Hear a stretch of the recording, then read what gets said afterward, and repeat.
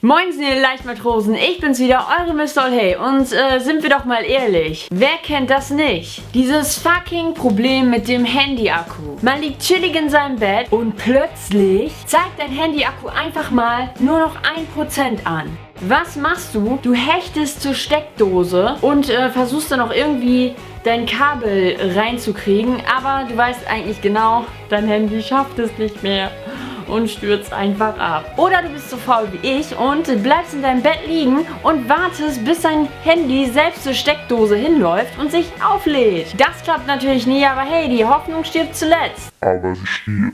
Naja, aber da ich das vermeiden will, habe ich mir einfach mal so Gedanken darüber gemacht, wie es wäre, wenn das Handy einfach mal Beine hätte. Natürlich braucht das Handy auch noch Arme, um überhaupt das Kabel in sich und in die Steckdose reinzustecken. Sonst würde das Ganze auch wenig Sinn machen, weil was bringt uns ein Handy, was nur zur Steckdose laufen kann. So, jetzt hat das gute Handy auch noch Arme bekommen.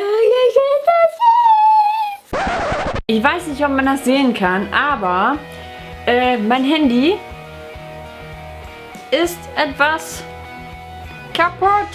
Da hat wohl was nicht so recht hingehauen. Und warum nicht? Weil es keine Augen hat.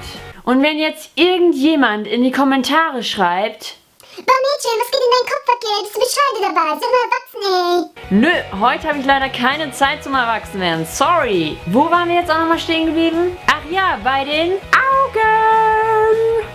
Also Leute, ihr könnt jetzt sagen, was ihr wollt, aber das ist mega süß. Stellt euch mal vor, jeder hätte so ein Handy, was so rumlaufen würde, wäre das nicht süß. Das wird dann natürlich nur ein bisschen schwer, das Handy in die Hosentasche zu packen. Aber welches Handy muss heute noch in die Hosentasche? Hätten wir das auch geklärt. Oder ihr nehmt das Ding einfach an die Leine. Oder es läuft vielleicht auch ganz von alleine neben euch her, wenn es gut erzogen ist. Dann wären wir auch schon beim nächsten Punkt, nämlich die Erziehung eines Handys. Wie erziehe ich mein Handy, dass es bei mir bleibt und nicht wegläuft? Da hilft dann wahrscheinlich nur Die Handy-Nanny. vergesst am besten alles, was ich in den letzten paar Minuten gesagt habe, weil es alles völliger Schwachsinn ist.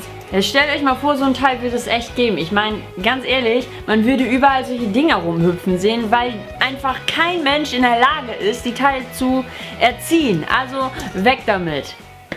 Das war's auch schon wieder von mir und meinem etwas anderen Video, aber ich hoffe, euch hat es trotzdem gefallen und wenn ihr auch solche komischen Ideen habt, dann schreibt sie mir einfach unten in die Kommentare und was soll ich noch groß sagen, hier oben geht's zum Video von letzter Woche Mittwoch und darunter kommt ihr zum Platten-Samstag, also für alle, die Plattdeutsch können oder sich darüber lustig machen wollen oder Plattdeutsch lernen wollen oder was auch immer.